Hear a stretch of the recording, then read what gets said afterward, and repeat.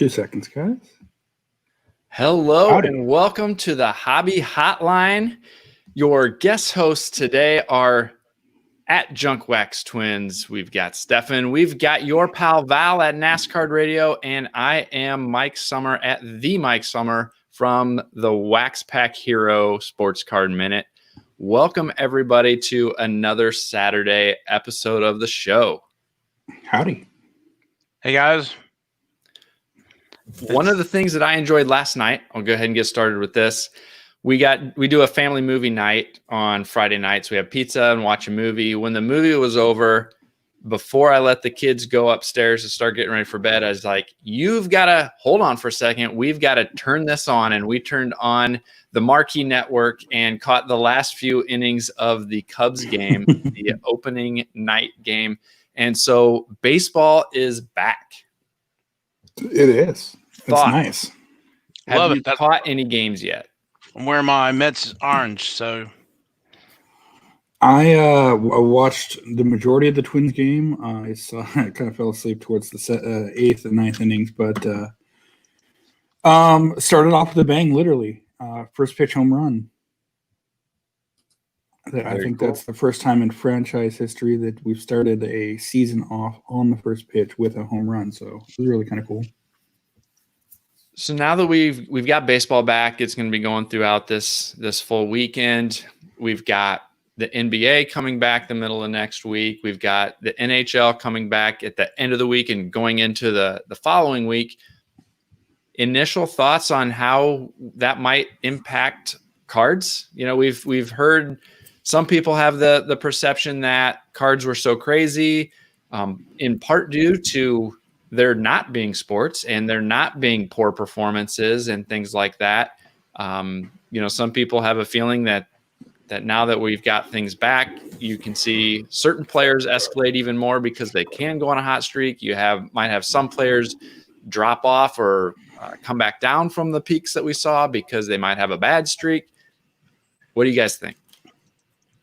Well, I know that I've already seen quite a few people go after this guy because of his hot start. I don't know. I'm glad to have sports back. Me and Angela were talking. We kind of agreed that, it was something that we missed. I mean, you go on Netflix and watch it. Seen it. Amazon, same thing.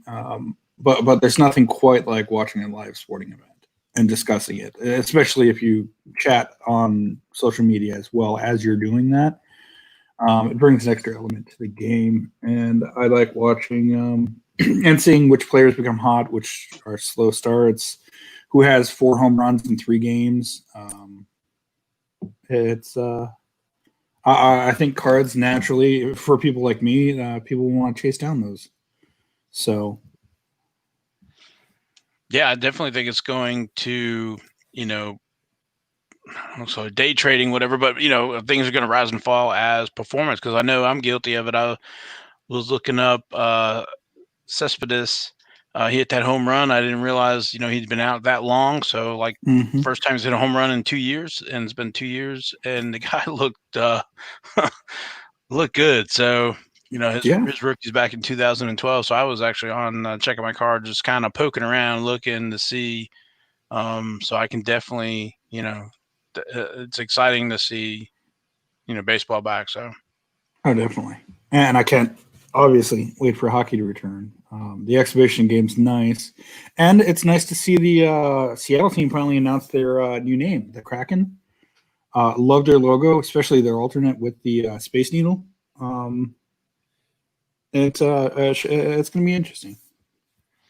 Yeah, it's going to be both from a hot perspective and just a pure sports perspective. We'll have the 3 major sports going on right now. We've also got NASCAR going on. We've also got MLS going on. And so, I mean, legitimately, there are 5 sporting events that could all be taking place on the same day, in some of these situations. And I think that's just kind of exciting. It's something that we don't usually get to see. And it will be one more thing that makes this summer in 2020 a memorable season to remember. So I'm interested to see how it ultimately impacts cards and the current trends that we've been seeing. And I hope it kind of normalizes things. I'm a big proponent of growth, but I prefer things to be kind of a measured growth, kind of a slow and steady, not big giant peaks and big giant valleys. And so I hope this starts to help us normalize some of the value trends and the pricing trends that we've seen in the hobby throughout this year. Yeah, I mean, obviously you want to buy when it's low and sell when it's high, but I think the normalization of and just knowing what's a steady, slow incline, as it were. I prefer those over the guys who are 16 who are fresh on the market. That you're taking a lot of risk in investing in that or collecting that. And there you go, Ben. We haven't called it out yet, but the link to the show is in the chat. We'd love for you to call in, check it out, click the link. We want to talk to you. That's the reason that we're doing this, is to have conversations with fellow collectors. So if there are any questions that are on your mind, please call in, let us know. If you picked up something this week that you're excited about, we'd love to hear about it and talk about it. If you've got questions about cards from a particular sport, if you've got NASCAR questions, if you've got junk wax era questions, whatever it might be, we'd love to talk about it. So new callers go to the front of the line. Don't get me started on 90s variations. 90s variations are good. So you guys were talking about, starting of the seasons and stuff. We have one more month of August, and then September starts our playoffs in NASCAR. So interesting. Who you got winning it all this year?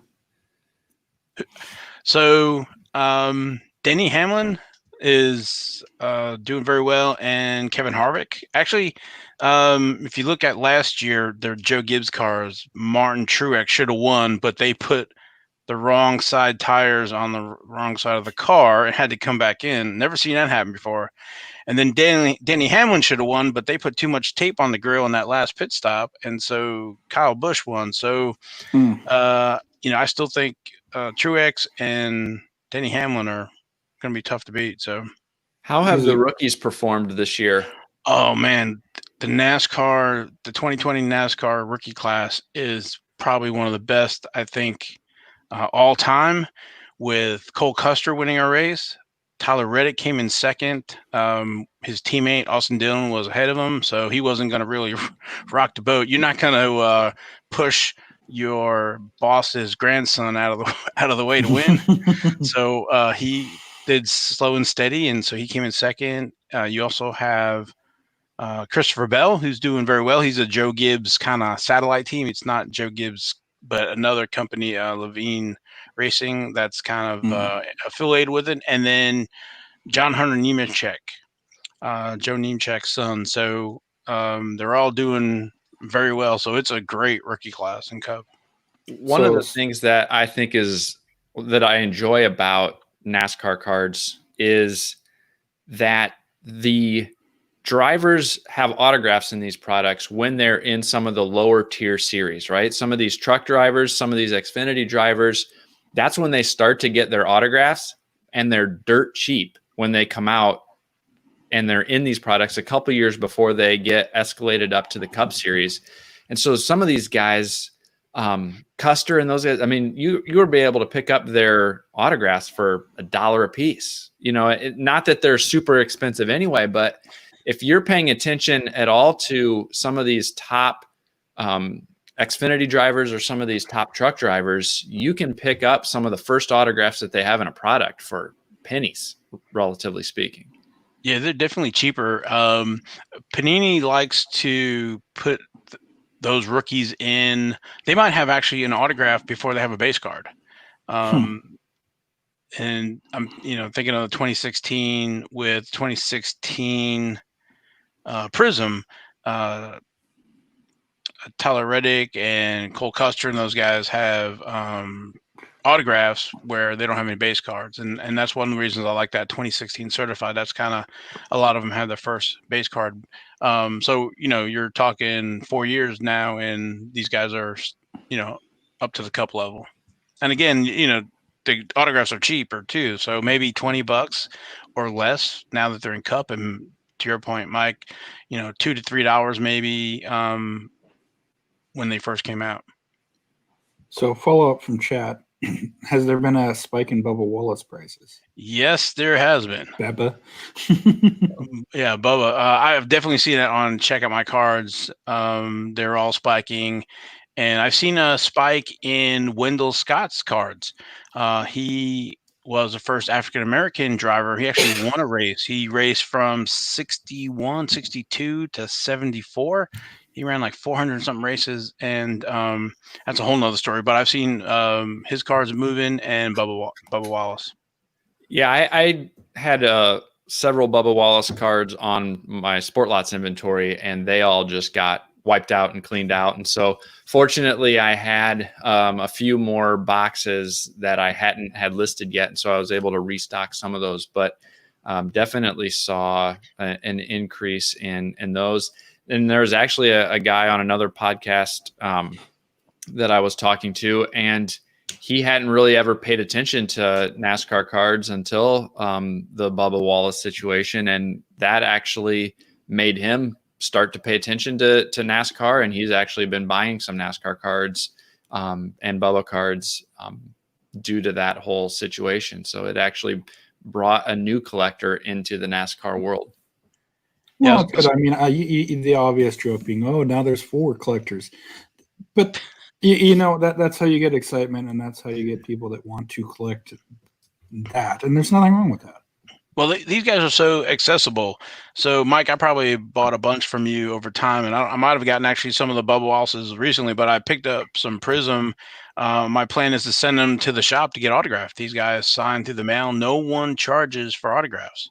You won't find them at the National, not when we have one, charging for autographs. Now, they might do a VIP fan experience at the track, but for the majority, they do charity events. It's all free.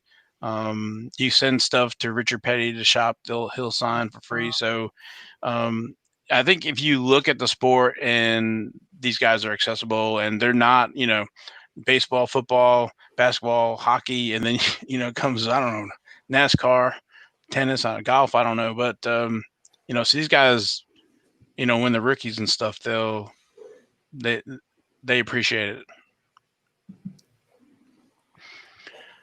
So I saw somebody in chat said they can't even find NASCAR in retail. So I think everything is getting taken up. Now, I have seen some pictures on Twitter where folks were saying that they look like maybe distributors are restocking. Have you guys seen those pictures? I've started to see them. I haven't seen it personally. But please, I'm itching for new product. Yeah, Chronicles NASCAR comes out first time in August 7th. So we haven't had anything since you guys have all these new products. We haven't had anything since Dunruss back in February 7th. So two quick things here. One, yes, as long as it has a cell phone, not cell phone, microphone. You don't need a camera. You don't have to show us your beautiful faces. But speaking of, how's it going? What is up? What is up? Good morning, everybody. Good morning. Wake up. I am awake. Y'all aren't talking soccer now, so actually, we need to. I actually used to be a PSL holder out at Texas Raceway, so NASCAR is fun. It is fun if you can hold out the wait and handle the drive time in and the drive time out before and after the race. NASCAR's a lot of fun. It is a lot of fun. Well, and you're up by the Texas Motor Speedway too. Yeah, I mean, I used to work at the Speedway. I used to work at Speedway for 3 or 4 years when I was in college as a ticket agent, and that was a lot of fun to see all that entailed, and see the back end. And I snuck into Bruton Smith's office and got to know his admin pretty well. Office Val, you'd love. It's got a whole bunch of memorabilia in it. It's pretty awesome. Really interesting. I was very, very envious of some of the stuff. Asked permission to go in, Told her I'd put my hands in my pocket, wasn't going to see anything. She goes, "Yeah, go ahead, just for a minute." So that was kind of fun. It was good times at the Speedway. Yeah, they NASCAR is a party, So I Yeah. got this one the other day from Charlotte Motor Speedway. Nice. So lug nut card, yeah. Nice. So I have been seeing some NASCAR, some 2-year-old NASCAR boxes in Walmart and Target still. So up by me, Steph, there's a couple out there. So they're out there, guys. If you really want to take a look and want to take a small dive and take a flyer on something that's interesting and fun and different, they're out there. Yeah, if you find 2018 Victory Lane on clearance, Blaster, buy it. That's got Haley Deegan's rookie. So yeah, that's actually what I was going to follow up with was if someone sees something from a year or 2, 3 years ago, what would you suggest they pick up? 2018 Victory Lane and 2018 Prism have the Haley Deegans in them. And the parallels they're going, actually everybody's pretty cheap except for her. She has potential maybe to make it to the cup level and possibly win depending on what team she's on. But now auto racing is one of the sports where women can compete with men. At the same time. So I know we saw that Tops Now card with the lady who's a coach, but in motorsports, women can compete. And when the first woman wins a race, I think that's going to be pretty epic. And, now, women might tune in to see, the women beating the men at the same sport. So. Yeah, I don't think Danica really had a chance. I don't think she had a strong enough team to actually win. I was kind of disappointed whenever she jumped in and just because I liked it because, she looked great in an outfit, but but she was super, super nice, had an opportunity to say hello once, but she never really was able to get going. I don't think she was on the right team. If someone could get on Hendricks, or even Dale Jr.'s team, something that's a perennial long term that really knows how to work with young talent. She's got a shot. She's got a real shot. It's just right place, right time. But I've been to some of the Q&As with Danica and listened to Tony Stewart talk, and I don't know if they necessarily rushed her. I don't know if she was fully committed to it. She was coming from asphalt, Indy to NASCAR, and she talked about the cars being twice as heavy and the tires half as wide, that line from Days of Thunder. She was used to driving on asphalt and not dirt. And, I think she was good. And I think maybe she had a good team, but I remember Tony Stewart talking about kind of giving her some pointers and her not taking it. And I think, she was working on maybe her next thing. Where Haley Deegan is Brian Deegan's daughter. She's been running rally truck and on dirt and motorcycles, and then Brian Deegan, I think he won medals in the X Games. So she's saying the right things and she's training. So I don't know what the future is going to hold for her, but the potential wise. She's running in ARCA right now, which is a lower level below truck. So, hey guys, if you have on the truck thing, if you ever get a chance to go see a truck race, to see those trucks running around that track at 100, 150 miles, it's not. You can't get a truck to go 250, but those trucks will get up and go. Those trucks will get up and go. And if you are down south, or if you like trucks at all, go freaking to a truck race. It is awesome. It is awesome to see those suckers get up, go, and scoot. And if something happens to accidentally happen and there's a wreck, dude, watch that rear end come apart is freaking awesome to watch it explode. I hate to watch a wreck, but if you ever want to see a good, go watch a truck back end just explode in a race. So So Brad, I've got a question for you. You know, Yes, one of the things that we love about the show is being able to talk with people and share information with people who are coming back into the hobby. And you were in that situation over the last year or so. And that, if I'm not understanding incorrectly, has led you to want to share some of those experiences of what you've been learning with your own podcast now. And so I know that within the last few days, you've released and you've launched your own podcast. I just maybe take a minute just to share kind of what your goal is for the podcast and what you're hoping to be able to communicate through that podcast. Yeah, so I'll back up and then I'll answer your question. What I noticed I joined Hobby Hotline because it was an ability to learn. And those of you who are jumping back in, this is a fantastic forum for you to learn and to listen and then to engage. You have to engage as well. You have to, these conversations, like I would have never thought Val and I would be talking like racing, because racing's part of my past. It's back in college 10 years ago. But dude, it's fun talking, right? I forgot how much fun I had. Forgot about the Bruton Smith story. So during this time, everybody, or not everybody, there's been a group of people that have said Brad needs to be a host on the show.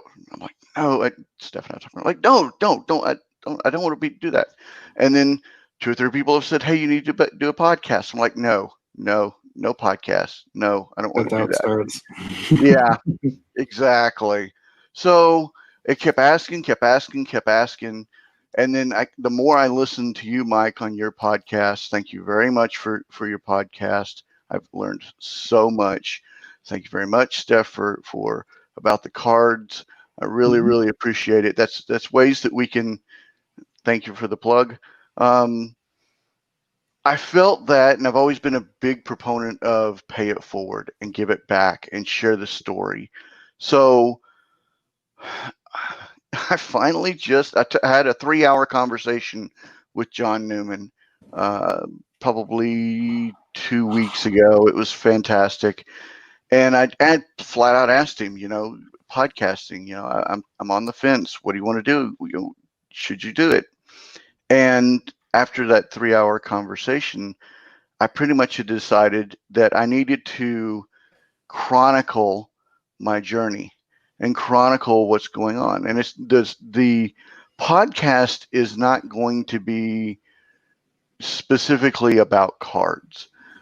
The podcast is going to be about my journey and sharing how to make your experience better through just trying to either buy, sell, or trade. Now, I'm going to use your buy, sell, or trade into the hobby that you love.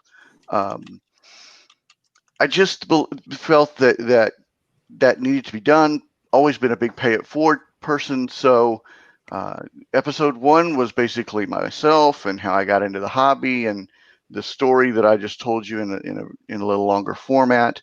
And it's going to be first month, second month, third month, going over everything in the hobby, going over, not so much what you've talked about, Mike, or what everybody else has talked about, but my experiences and how I've optimized sport lots, or how my successes and failures in eBay, and how to tweak, and just trying to be retail, and meeting Steph through Diamond Kings and the old baseball. I mean, I told a story, I'll kind of paraphrase, where when I first bought my very first box of 90s Topps baseball, the card shop owner had told everybody that error cards were worthless, that don't use error card. And so I kid you not, guys, I pulled 1990, the Topps Frank Thomas no-name card, and I threw it away because a shop owner told me error cards were worthless, and I took him at his word. And that I still, it's 2020 and I still feel bad about that. So it's still a story it just makes my blood boil. So sharing that, trying to get people to do a little bit better, whatever that looks like. If that just means that you take cards that you are a way to buy team sets or whatever, my goal is to just try to help share information and my experiences to let you enjoy the hobby a little bit more. And for everybody that has listened, thank you so much. I'm blessed. For those of you who have shared or tweeted, thank you. I'm truly blessed. For those of you who are subscribing, thank you. I'm truly blessed. And it's going to be fun. I've already outlined the next one. I've already started planning it, the next 3 or 4 episodes. So love you guys. Love my tribe. Please, tribe. If you don't want to know, if you know want to know what a tribe is, listen to the podcast. There's my plug. Sorry, Mark. Sorry, Mike. I went a little bit over. Well, one of the things that I love about it is it really reinforces a couple of the things that mean so much to me in the hobby. And one is that there's a million different ways to collect. There's a million different ways to buy and sell. There's a million different ways to participate in this hobby. And everyone's got their own story of the way that they enjoy it, what's worked well for them, and what hasn't worked well for them. And so this is another example of that opportunity that all of us have a chance to create something that can be shared and let other people learn from it. And maybe they'll say, that's dumb, I'm never going to do that. Or maybe they'll say, that is exactly what I've been wanting to understand. Thank you for putting that out there. And this just shows that we all have that opportunity to create the content. The other thing that I like about what you said is that it reinforces that a big piece of collecting is the community of other collectors that you get to connect with and participate with. And so you being a part of this show, listening to some of the other podcasts of all of us, and now essentially joining in that podcasting brotherhood, if you will, or the content creating brotherhood, just goes to show that that's part of expanding this collecting community that we all get to be a part of. And so those are a couple things about that story that really resonate with me. And so that's one of the reasons that I wanted to bring it up and ask you to share a little bit about what your goals are and why you decided to go ahead and get started. I'm a firm believer in the more the merrier. And for some of that, it might be some people are creating content and be a part of content for a period of time, and then they move on. But that content that they created means something. So we all don't have to have the biggest shows or the most longest running shows or whatever it might be to add value to the hobby. So, welcome to the group. Yeah. Thank you. And what's really interesting is I found myself doing Mike Sommer. I found myself doing Dr. Beckett. I found myself doing about within the first episode, when I went back and listened, I go, that's Mike Sommer. I'm imitating Mike Sommer. That's Ben. That's Dr. Beckett. Wait, what am I doing? So if you listen to it, go back and re-listen to it, you'll hear those cadences. And like I said, of the first intro and whatever, I sound like freaking Waylon Jennings as I was just like, Bethune, what are you doing? Good grief. So thank you for a chance. I really enjoy it. It's going to be a great journey. That's not why I jumped in. I really wanted to jump in. I was part of a feed, a Twitter conversation last week. We were talking about breakers, and I like to go to the casino. I was at the casino last night, and yeah, I know. And they were talking about breakers and the cards getting more and more and more and more and more expensive. And what if somebody who has a lot of money and has the ability to do this, what if casinos actually started breaking as promotions? What if, because you want to talk about somebody who could afford $1,000 box and it not even, them not even blink and just do it as part of promotion, $1,000, they make that in like a minute. So if you took like a big, huge, think about it, like the World Series of breaking, or I'm throwing just stuff around, but those very, very high level sets, or those very, very high level boxes, what would happen if casinos or corporations started jumping in and sponsoring those? Wouldn't that take the hobby to a completely different level? Mm-hmm. I know a few years back at the National, one of the 2015 in Cleveland, there was a huge push for that. They had the first breaker stage sponsored by these people. And that's nice. You're marketing to people that are going to be at the National that are probably going to be spending money anyway. But to have it nationwide or just as much bigger promotions would definitely be a welcome sight. Well, think about it. I mean, WinStar, which is where I was last night. WinStar. I was there, and then they've got the bingo room, and they took the entertainment, or the concert venue, and they've got this unused space, so they could basically take that and then throw in this great big huge. Yeah, that's interesting. But if they took that area and just threw a bunch of the huge $10 breaks and threw it out there and used them just as promotions, I was just shocked, and just thinking about all that stuff, that all the promotional stuff and the huge money. Think about, okay, well, we're not going to do Super Bowl this year, we're not going to do World Series this year. Where do we spend those commercial dollars? Right. So just anybody listening, there's a different avenue there. So thinking about out of the box, Mike. I like out of the box. Check out the big brain on Brad. Oh. I've been waiting for that one to come out in one of these weeks. So Val, I had the tickets drop for that pulled up. The radio button where they play the sound clip. Well, no, but I'm glad you're bringing some of your experience. It's all about knowledge. I always feel when you were saying that, maybe think of back in '84 when I was going through the Beckett annual, looking and memorizing the card fronts so I would know what year, and information is always making an informed decision. Is, I think, you're always your best bet. You don't want to just jump in, because we've all made mistakes and stuff. And that's one of the reasons why I started the NASCAR Radio podcast, because NASCAR is not NASCAR trading card is not something that the information is easily defined. And I went through that for multiple years and then decided, well, I need to, share that knowledge so other folks can make informed decisions. So welcome to the podcast community. Thank you.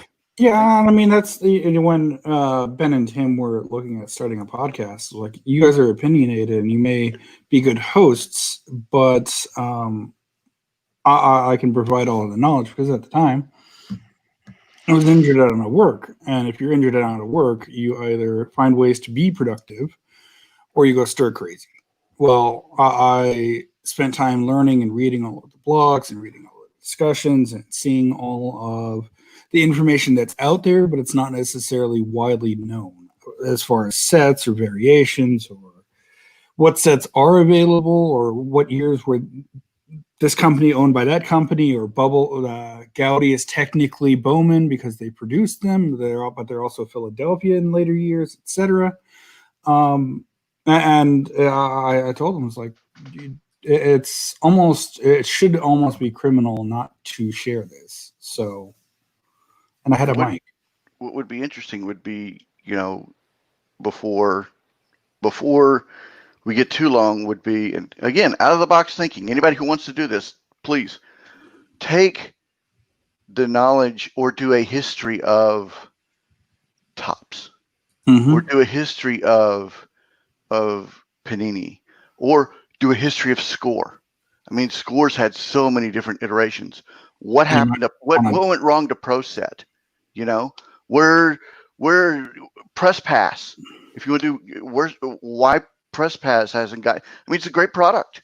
It's a really cool product. Back in the 80s, it was gorgeous, and they had Dude, they had tires in the car. They had tires in the actual, like, Dale Earnhardt tires in the cards. Cool idea. Really, really cool idea. What happened to stuff like that? If you want to go back into the 90s, or even the if you want to go into the 70s or the 80s or whatever era and start doing histories of, I might actually I might pick that up. But what happened to that history of stuff? We don't share that, and we don't go back into time and really pull that. So I really like when Dr. Beckett and Uncle Rich do that. But as, for lack of a better phrase, patriarchs or whatever you whatever, I don't know, I don't care, whatever, just going back and sharing that info. Another big brain moment.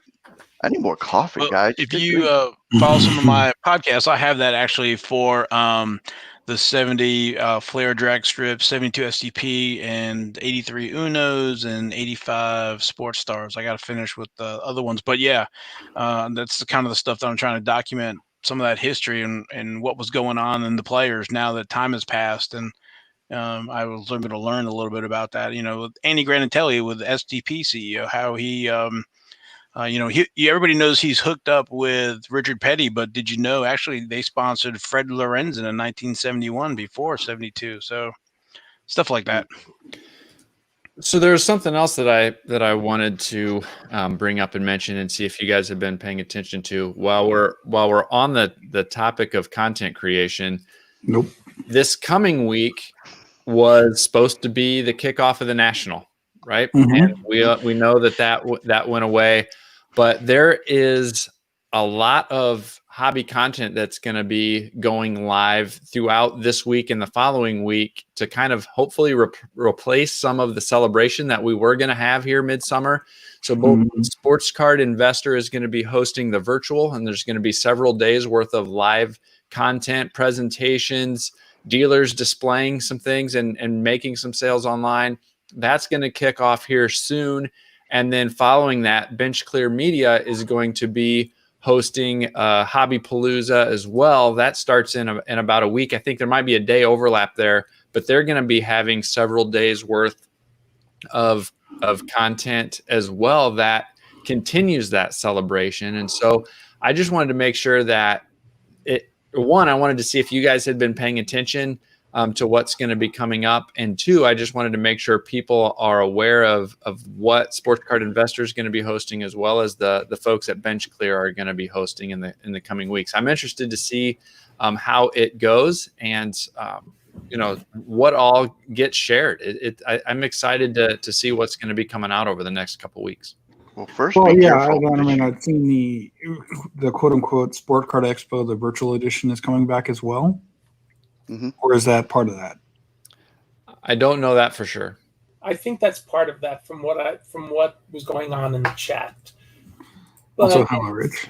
It's certainly an important week in the hobby to celebrate, and I think that's what Mike's saying. Normally, we celebrate in person. This is actually a celebration week where, in a sense, we all can celebrate. Even if we don't buy anything, we can look at other people's things. And we can ooh and ah to ourselves. We can see stuff virtually. We can meet like this. It's, in some ways, and it's very sad to say, this has been a very empowering time for the hobby, because this will actually be the next. I'm thinking about this will be my next column, and it was brought up by something we said on Monday night. How much information and how much is out there? And now Brad has joined the bringing information to us, and the more people who bring up information to us, the better off we are. I mean, if you've ever, you mentioned Dr. Beckett. Dr. Beckett listens to almost every podcast out there. I mean, he's still learning, and he's not 79, he's 71, but that's a different story. But, he's still learning in his early 70s about the hobby. And he picks up stuff from listening to everybody. And I pick up stuff from listening to everybody. And where I used to do it in person, I'm now doing it virtually. And that's a positive, because I can choose how I want to listen. I go to work on Thursday morning. I'll have Steph, Ben, and Tim on, and as long as I can mentally tune out Ben and listen to the two people who are right, I can do some of my work while I'm listening to all three of them. Mm-hmm. Somebody needs to make sure we cut that statement as one of our promo Mark. pieces. Oh yes, that needs to go all over Twitter. Somebody out there, please. All over Twitter. Mark, 41 minutes. Hey, listen, you have your Hey Angela moment. I now have my moment. But no, I mean, it's not wrong, because I know a friend of ours who's in a text group where he was planning to be on vacation this week, and he told his boss, despite the national not going on and him not having to travel from been typing in transit all week long, not having to travel from Pennsylvania to Atlantic City, he's just going to take it off anyway and catch up on podcasts and catch up on hobby content and share some of his collection. So, Biggs, if you're still out there, hope you enjoy your week off. Yeah, we just canceled a cruise. We were planning on taking a cruise in November. Yeah, in November. And I think, I honestly, I think I might just do like a little trip to someplace and just catch up and de-stress and just try to restart myself and find areas in the hobby that I just don't have time to do. Brad, I have an office full of cards you can play with. And organize. And the money goes to your cause. There you go. Hey, I might actually take a day and do that, but I'd have to wear my mask. Yes, actually, you'd be in a public area. You would have to wear, as of today, you would have to wear your mask because I would put you in the public area. Yep. And so you would have to do that. And as long as you're willing to do that, play with your card, play with these cards, have fun. You have I'm not going to guarantee you're going to find $1,000 cards, but you might find stuff to trade with your friends around the country. I hear you. Probably not a Frank Thomas no numbered, but there might be some cards you can trade. We've never had, we've never had Frank Thomas no name at ComC. Nope. I looked. Because I actually created the listing for that because just in case it ever pops in, and as far as I know, we've never had one. So there's an opportunity for anybody who has one that send one in. You'd be one of one. I did want to point out something. I don't know if you all saw, and I want to get your all's opinion. And I know Val's a PSA guy, and I wonder if it's something PSA has been thinking of too. If you all saw SGC's announcement yesterday, and give SGC credit because unlike some places, they didn't just pop it into the website on a Friday night and do it like, a Friday dump like they call it in politics. Or news dump. They announced their two-tiered pricing system. It's either $100 or it's $10, which I found fascinating. That there's no middle ground. You either pay a lot of money to get it back real quick, or you just get in the queue at that price. And I'm curious what your all's opinion is on that. I mean, in the industry that we provide, people call for this with us as well, Rich. I'm sure you know as well. I do like the idea that, instead of sending in 2,000 cards, which I think is what they quoted in the article, you pick out your 10 best and send those in instead. One, it alleviates the stress and the backlog that they have to deal with. But two, it helps to get it out faster. They're not grading 2,000 individual rookie cards of whoever.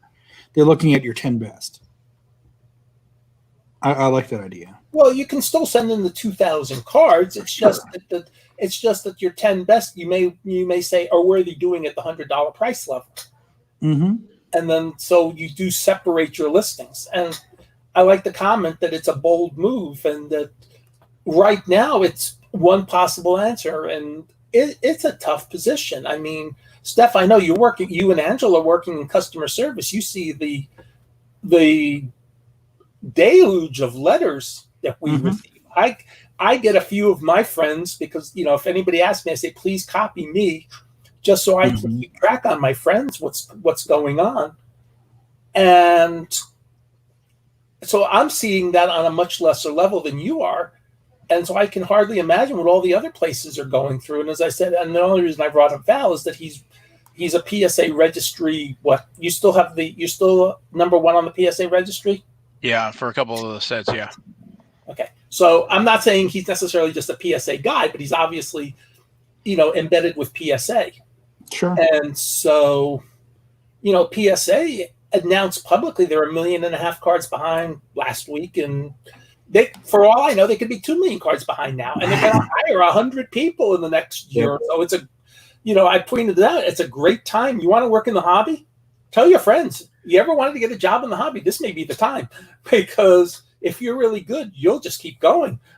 Well, another thing about that SGC announcement was that they shared that they had quadrupled the size of their team, over the last few months as well. And so I don't know what that quadrupled number equates to, what they started with to where they're at today, but they are continuing to expand to try to keep up with the volume of cards that they're seeing, and we talked about, I'm blanking on the name right now, but this fourth entrant to the grading world that does comics. It's like CGC or something like that. CGC, they grade comics. Yeah. And so when you talk about if there is a time to want to get involved and work in the hobby, those opportunities are only continuing to expand.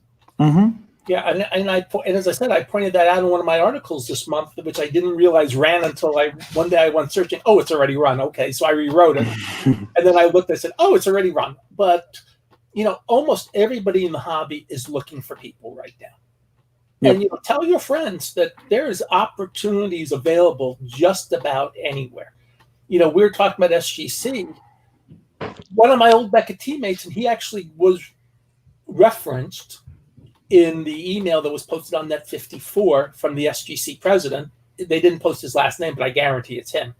And he's a good, hardworking, I'll call him young man, because to me, he's got to be 10 to 15 years younger than I am. But, if he's an example of who SGC is hiring, then that's then SGC will only be doing better, because this kid, he's an adult now. He's got to be in his 40s. He's really good. And he'd gotten laid off he was doing ticket sales for, I don't know what team in Florida.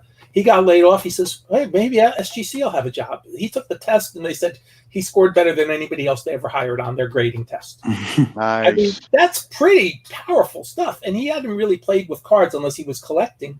But he hadn't worked in cards full time for 14, 15 years, or for a while. But, you keep that knowledge. And as I said, this is the time. Tell your friends. Let's do it. Well, yeah, and I know at least at the beginning of this year, Beckett said they were hiring. PSA obviously could use some help. I know we put up an announcement 2-3 weeks ago that we were looking to hire some people. It's still on the website that we are still hiring. It's still being advertised. It's still being advertised. When I wrote the GTS thing, they, because I had looked at GTS and they put, here are our position editors' notes. Here's our positions available. Yep. I mean, so GTS and, maybe not every, I think GTS's position was a regional position, the one that was still up there. But there are positions you can do. Some of them you can do remotely. Some you have to be living in the area. Some you might say you want to move for. But they're out there. And what I was telling about my friend is when he got laid off from his ticket, I think it was ticket sales or whatever, or group sales or whatever he was doing for the sports team. He said, let me talk to SGC. Well, 2 weeks later, he had a job. Yep. Good for him that he said, wait a second, I can stay employed. I'm not going to collect on the government. I'm going to get a job. So good for him on that. My wife and I, when we, driving home, what's up, Herman?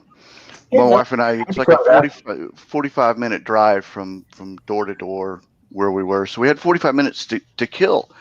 And we were talking about the economy, and we were talking about what was going on. And I made the comment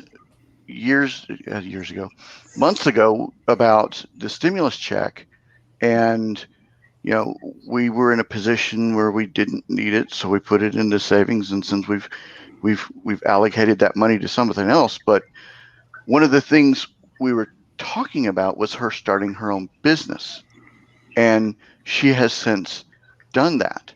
And I say that because we're now in a time in the hobby where it's wide open, where e-commerce is just huge. I'm evidence of that, where breakers like Herman is just jumping in. Can you imagine in the next couple of months, everybody's had this time to kind of build on what they're doing and build their plan or build whatever they're doing, and now they're just starting to ramp up. The entrepreneurship alone that we're going to have in this hobby, the growth that we're going to have in this hobby within the next 3 to 6 months is going to be absolutely fantastic. And it's going to be cool. It's going to be absolutely fantastic, and it's going to be awesome, almost as awesome as Herman's family scene right there. Hi, everybody. He outpicked his coverage. I see his wife in the background. He definitely outpicked his coverage. Oh yes, most definitely. But I mean, think about it, guys. You've got everybody like had all that time. And it slowed down. We slowed down to almost a halt. And you've got people like myself and Herman that have just jumped in and said, you know what, I'm going to try this. And by hook or by crook or whatever, it's going to be fantastic. It's going to be awesome. And just sit back, listen, and get ready for the ride, because it is going to be incredible. It is going to be incredible, people. And I'll shut up and let people talk now. Welcome to the show, 3B. What's on your mind? Not much. Brad, you was talking about getting back in. That's the reason I had my wife bring him in. This is the reason why I got back in a couple of years ago. He, when I was collecting them, all my other kids were born, I made sure to always have the sets of the year they were born and had to put back for them. And when I found out my oldest son was about to have my first grandson, I'm like, well, I want to do the set for him. So it got me looking for it, and I'm buying the cards and building the set, and it just kind of kept going from there. And as far as going back to what Mike said earlier about how you collect and sustaining your hobby, I've tried like sport lots and stuff like that. It doesn't really work for me, and I'm that's me. I'm not saying everybody, but I have most of my stuff on a trading card database. Mm-hmm. I love to trade, so and it's kind of hard to put everything there and then try to have stuff in sport lots and keep up with it in two different spots. And if I trade this, take it off sports lot. If I sell this, take it off a trading card. So I just kind of stuck with the trading card part of it, trading card database part of it, just because that's what I prefer to do. And Brad had mentioned earlier that I have went into doing some breaking. It's just kind of a way to make a couple of dollars to do some other things that I like to do in a hobby. But anyway, that's what I want to call in and say. I was kind of challenged this week about putting myself out there, and here you are doing by somebody. So guys, understand, like Herman and I, we talk every day. Like every day, Herman and I talk. I didn't even know Herman like 2 months ago. I consider Herman a pretty close friend. I talk about Herman to my wife all the time. I value that relationship. And who knew that baseball cards would do this? Who knew that? Like back, Rich, when you were growing up, did you ever think that somebody from Texas and Georgia whatever. Whatever. From Texas and Georgia. Out in the Mason-Dixon line, we'll leave it at that. By the way, doesn't Herndon look way too young to be a grandfather? Yeah. Yes. It's like hanging out at the card shop, Dude. hobby hotline. So one of the great things you're bringing up is we can disagree vehemently about politics, but we have the cards to keep us together. And I don't have to know what your religion is either. The cards will bring us together, and we'll work through everything else. Yep. And that's one of the great things about Brad and Herndon talking every day. We don't know, what their political beliefs are, what their religious beliefs are, what their, personal beliefs are. But I'm going to guess they're pretty closely grounded together in a lot of ways. I would argue that the easiest way to know that this hobby is thriving is that a Yankee and a Twins fan can talk without having too many arguments. Well, Yankees, and just remember how the Twins against them in the playoffs, and we'll leave it at that. Yeah, you'll notice I disappeared the rest of that week and worked from home. I remember that, and I sure do. Wasn't coincidental. No, it wasn't. I was sitting here with a Twins fan and a Mets fan. Yeah. Mm-hmm. So I got a question. How many guys are 582 Montgomery members? I am as well. Anybody else? I'm looking into it for next year. Yeah, I would highly recommend it. I know, we're talking about education and stuff like that. I learned about the program. I think I heard about it when it first came out last year, but I was kind of hesitant. But then seeing some of the information out about it after the first year, I definitely said, well, it's worth. I think they actually increased the price. I don't know, Mike, if you had it the first year. It's like $200. Yeah, I had it the first year. I think it was $199, and I think it was up to $250 this year. But the inaugural members got to renew at their same original $199 price, and so I was able to kind of only had to pay that much for this second year membership. But yeah, it's been a lot of fun. It's been fantastic, and this edition this year of the opportunity to pre-sale or to pre-buy through pre-sale some of the direct-to-consumer releases has just made it a no-brainer to be a part of.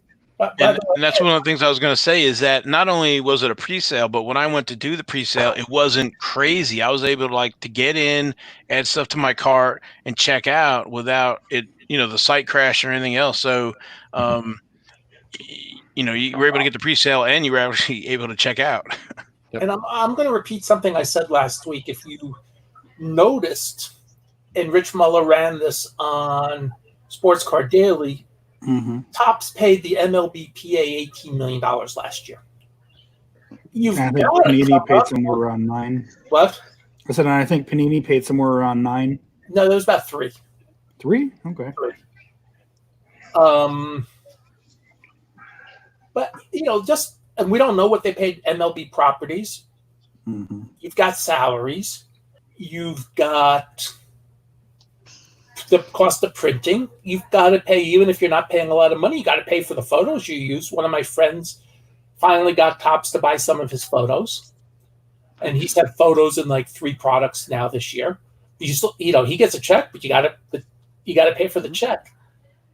All those, as Drew mentioned in the chat, the direct to consumer is wonderful to Topps. That's why I always say direct to consumer is probably the end game for a lot of these companies. Yes, they have to keep the big box. Yes, they have to keep the hobby retail.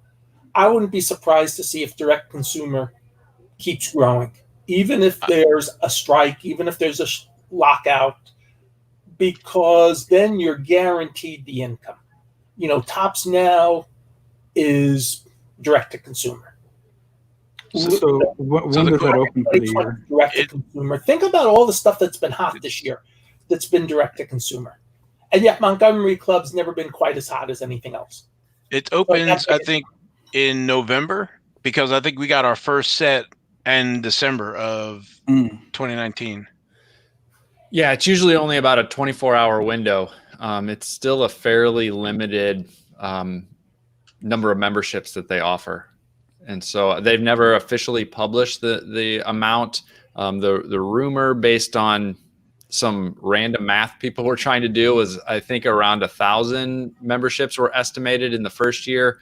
And, the thought was that they maybe doubled or tripled that in the second year, but they've never actually confirmed it. And none of the products at this point have any kind of serial numbering on them. So it's pretty hard to narrow that down really close. But yeah, it's usually only open for about a 24-hour window, at least for the first couple of years. And that first year, I think you got a couple of sets and they had autographs in them. I think this year we only got one set with an autograph, which I didn't realize. But the thing that sold me was that full factory set with the 582 Montgomery logo on it. Yeah, those had a lot of value in the first year. And then once they said that they were going to offer this pre-sale window, I mean, it's more than paid for it, not even counting the actual cards that you get. Yeah, it's definitely good. So I guess the reason I threw that out was just so that folks knew about it. And when that window opens and it's an opportunity to either buy and flip and, and help fund something else. If you want to keep the product or whatever, that's fine too. But we talk about a self-sustaining. I try to do the same thing in NASCAR, Mike, and I know you do as well in some of the other stuff. So it's kind of a no-brainer, I think, if Topps keeps it somewhat limited again. Mm-hmm. So one of the things I'd like to comment on is like the Topps Now program and the Topps Future Stars and all the on-demand sets. I understand their value, but last year I bought a lot of the Pete Alonso Topps Now cards. I bought a lot of on-demand 2019, and I have not purchased a single on-demand product this year other than Future Stars, just because I'm Rookies fan, so yeah, Future Stars. But I'm hesitant to jump into anything on demand. God, I'm gonna get slammed for this by Ben, because I don't see the value of it in a from a collector's. I could see exclusivity, but from a golly, I'm gonna get slammed. From a reseller aspect, let's just throw it out there. From a reseller aspect, I don't see it. I saw it with the Finest. I missed out on that. But anything else, I just don't see it. Can somebody else help me change or give a different perspective? Because I don't see it. It's too difficult to get a hold of. It's too hard. You don't get your allocation. It's a pain in the butt to try to buy from. I forget it. So, yeah. So there's a couple different things there. There's a big difference between a direct-to-consumer product and an on-demand product, because the on-demand products are print to order. They're going to make as many of them as orders come in, and there shouldn't be any issue at all of you getting your hands on those, because they're open usually for that 24-hour to 1 month window, depending on what you're talking about. And so there's a big difference between a on-demand product and an online exclusive product. Those online exclusive products are completely worth it, or at least they have been up to this point from a financial perspective, because they've been selling for crazy prices over the value. It started with some of the original Topps Chrome Sapphire, the Allen and Ginter X.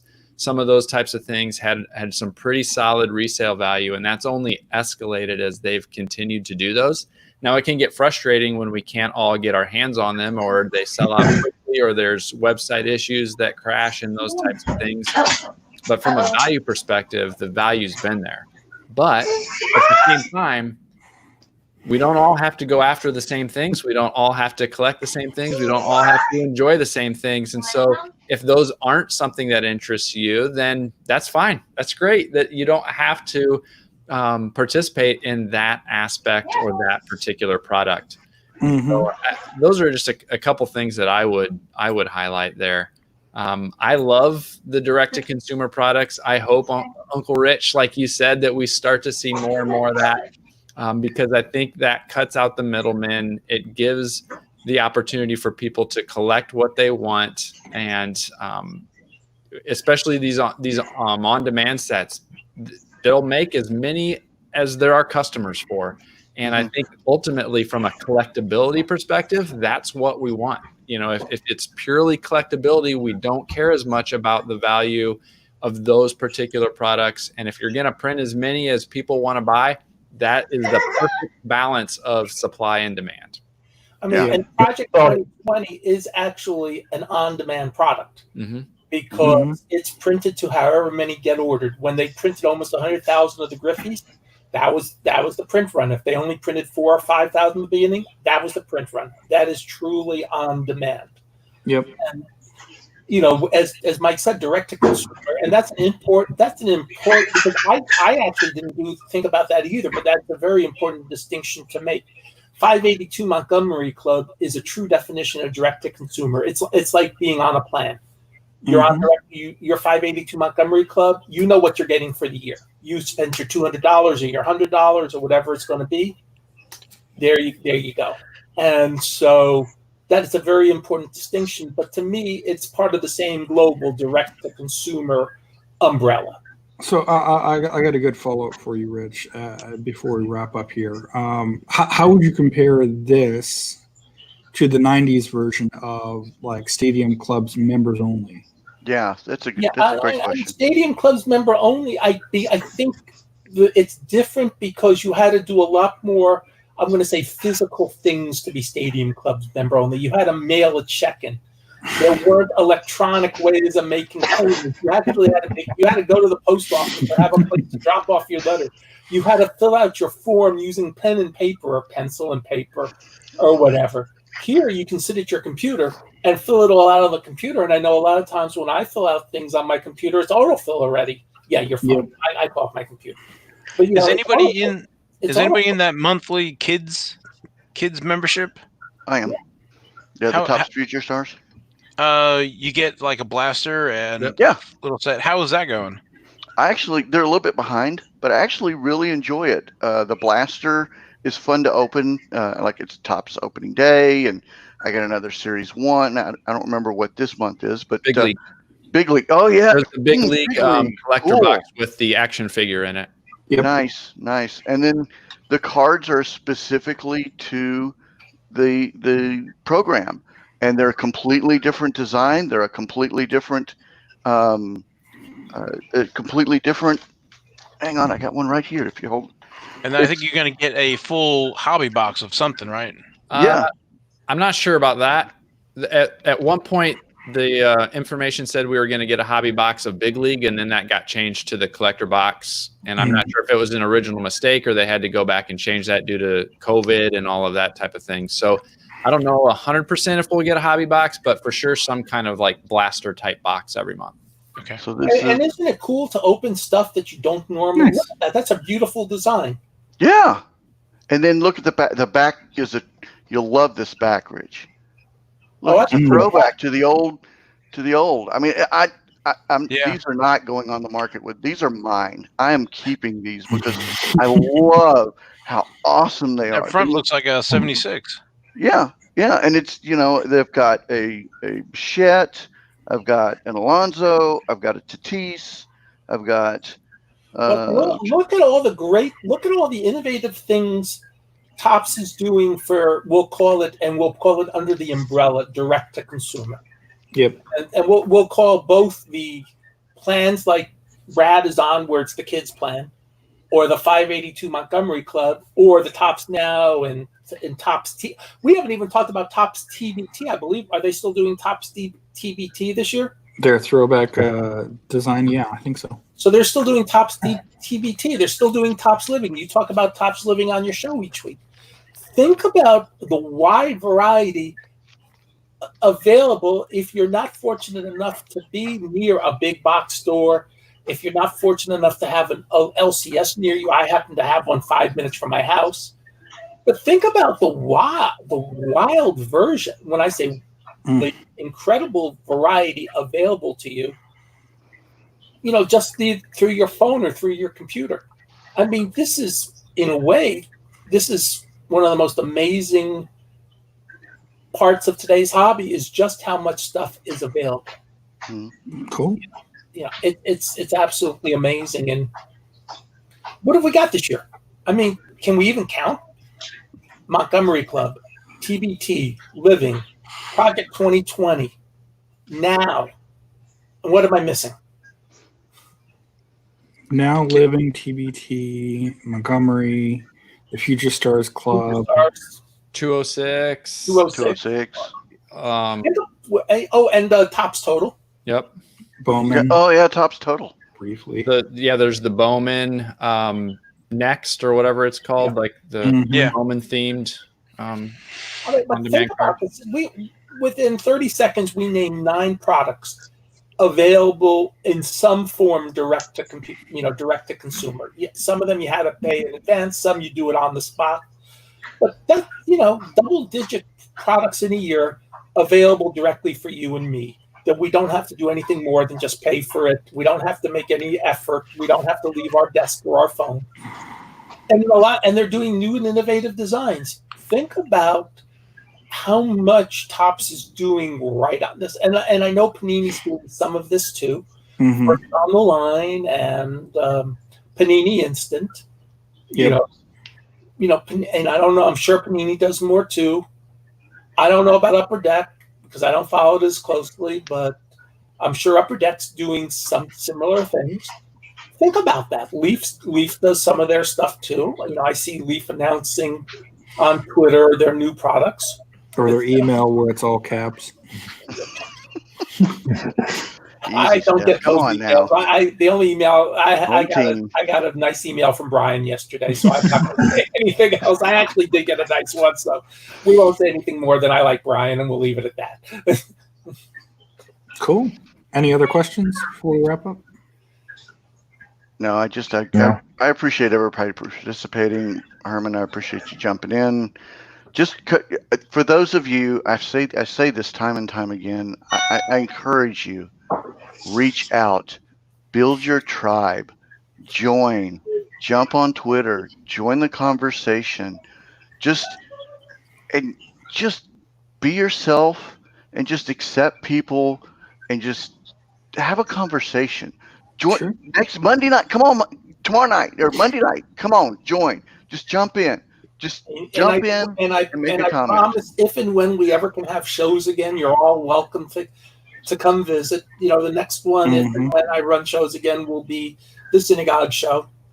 As you look in my office, we have tons of cards to give you just for showing up. That's probably what's going to be. It'll probably be less prizes like we used to do and just more cards. Here are cards. Hey, go enjoy. I mean, if Rich can figure this out, you guys can type in the link down below or click it when we paste it in chat and join and ask your questions or commentary. Yeah. Just join the conversation, guys. Don't just be part of the tribe, be part of the hobby. Just enjoy it. Whatever I don't care. Just enjoy it. Do what you want to do. You be you. You do what you want to do. If you like it, great. If you don't like it, you don't have to do it. But just be you. Relax, enjoy, learn, come join the conversation, and have fun. Yeah, there's no wrong answers. There's no wrong way to collect. There's not. There's really not. And you can even collect NASCAR. That's right. Yes, you can. You can collect if you don't want to be self-sustaining. That's true. You don't have to. I'm probably honestly, and I'm doing it because it's from the heart. I probably, and without shows this year, I'm probably much more negative than usual because I buy the boxes each week that I process the cards in for the Synagogue show, and I'm okay with that. I don't mind that. That is money I don't mind that. And plus, it makes me go to the LCS and I buy packs. And sometimes Stephan sometimes pull a good card or two. How are you enjoying that throwback card there? And that's good. Yeah, it's a good card, and it keeps me informed. And it also keeps me informed. In the hobby. When I stopped in yesterday, we talked about Juan Soto, and the guy mentioned, 4 or 5 people came running in yesterday saying, Oh, he tested positive. You're going to discount his cards to us. I mean, that's how quickly some people wanted to take advantage of that. Well, that's probably a good place to wrap it up today. So I wanted to thank everybody for calling in. Thanks for all the comments and the participation in chat. That was great to see that level of interaction too. And Back and forth. as Brad said, don't forget to check out the Monday night version of the Hobby Hotline on Monday evening. So thanks everybody for tuning in, and we will catch you next time. Yep. Bye. Perfect.